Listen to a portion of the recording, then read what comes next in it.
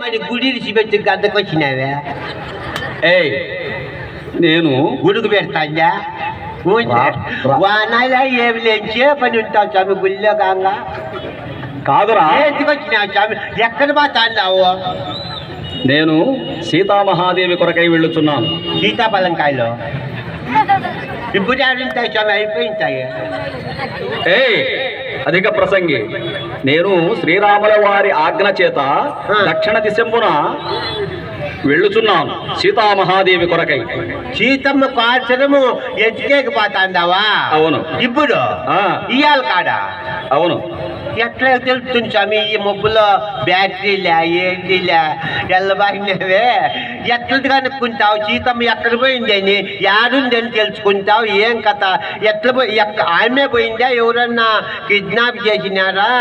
లేకపోతే ఎట్లా సమాచారం ఏంటి తెలుసుకోండి? ఎల్లబారితే మబ్బులో ఎట్లా? ఏం బైకులో పోతాంటావా?